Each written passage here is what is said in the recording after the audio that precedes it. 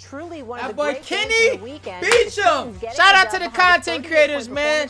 Got on first take. Let's see what's going on with Kenny. They talked about our game 1 loss. Right now it's halftime of game 2. So let's see what they got to talk about though. We now welcome in NBA content creator, YouTube star, social media influencer, Yes, the one and sir. only Kenny Beecham. Kenny, welcome to the show. Thank you so much for being with us. Molly, Stephen A., thank you for having me, man. It's a dream come true.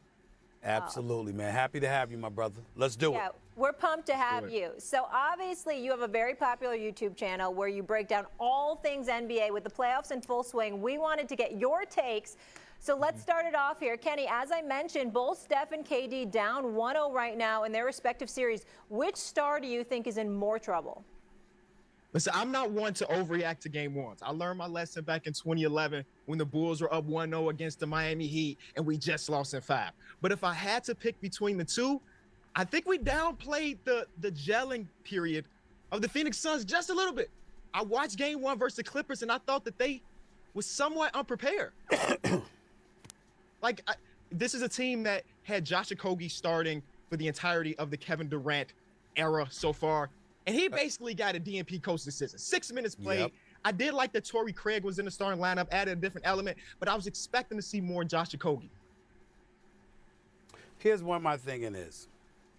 To answer the question directly, and I get your point about downplaying that time, that chemistry. We just said we assume but understand. Let's enlighten our audience as to why we made that assumption. Because it's KD, one of the most efficient offensive superstars this game has ever seen. So anytime KD comes to a situation, you're going to be exponentially better. 25-2 in the last 27 games heading into the playoffs. Obviously undefeated as a Phoenix Sun. Yeah. We got all of that up until he ran into Kawhi in game 1. Yeah. But the reality of the situation is that even though we looked at it from that perspective, just what you just pointed to, the cohesiveness that we may have been looking for, the fact of the matter is you're not trusting your depth. During the regular season, you're Monty Williams. You got to throw somebody in there, then all of a sudden. I don't know what's going on with these camera angles, Chad. I don't know why they did this. They should have just kept it right here. I don't know why they got hit their heads and the body. It didn't work for you, which he didn't do.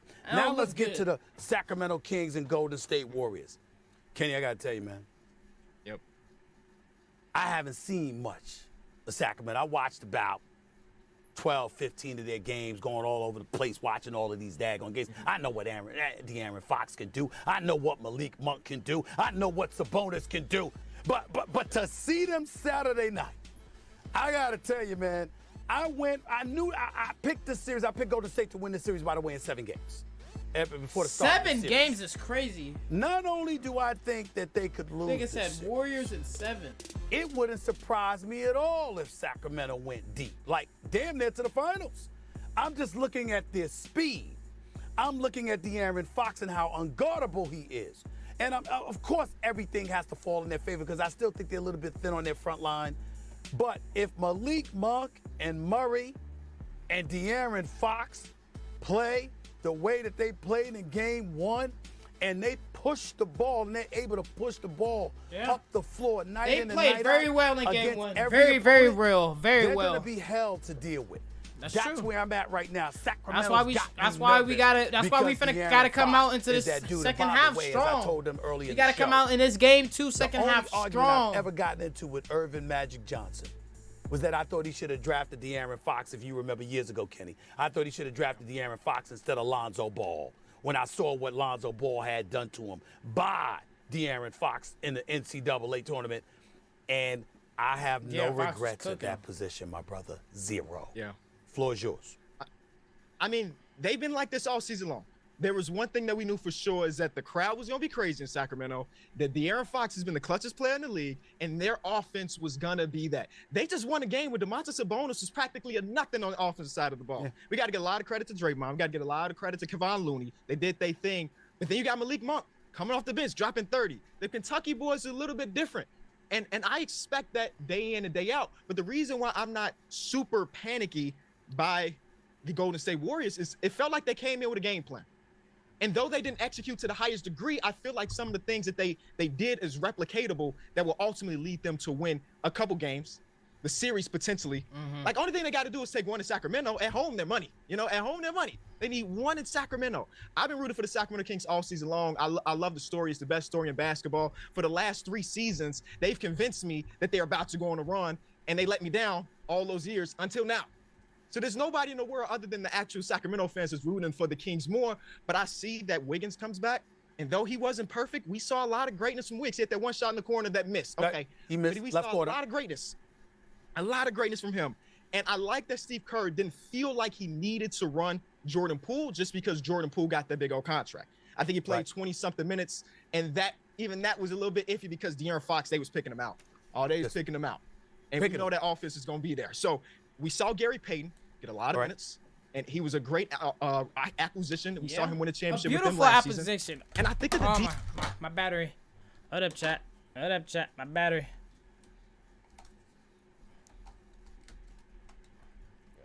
A beautiful pickup. A great pickup for us to get Gary Payton back again. defense can be elevated a little bit. They just need one. Because Wiggins and Gary Payton in there. They're in the lineup Exactly. now. So Wiggins And Gary Dante. Payton, so it elevates the defense. But I'm going to tell you And something Dante. that I think you missed. Sacramento is the #1 offense in basketball. They're going to put up points. And the reason I bring that up is because if you're going to fend them off, you can't have Andrew Wiggins missing wide open shots from the corner. You can't have Jordan Poole being so-so. You can't have Klay Thompson being less than the elite marksman that he is, okay? Him and Steph still combined to hit their share of three-pointers. I forgot exactly how many three-pointers they made game one. But the point is both of them hit, I think it's like 11. The point that I'm making to you is that his percentage wasn't on point. Sacramento is going to make you pay for missed opportunities. And you got to be able to put the ball in the hole. That is my concern. They're going to sit up there. Steph's going to get his.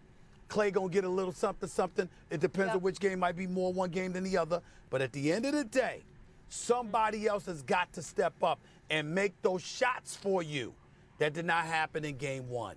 Okay. That cannot happen as the series Gotta leave it there. So much more to get into with you. I've ever gotten into with Irvin Magic Johnson because I watched them bust Lonzo Ball's living you know what in the NCAA tournament, and we wish Lonzo Ball well. Hopefully he gets back healthy because I think Chicago would be a better team differently, obviously, with him than without him. But he ain't De'Aaron Fox. This brother is something special.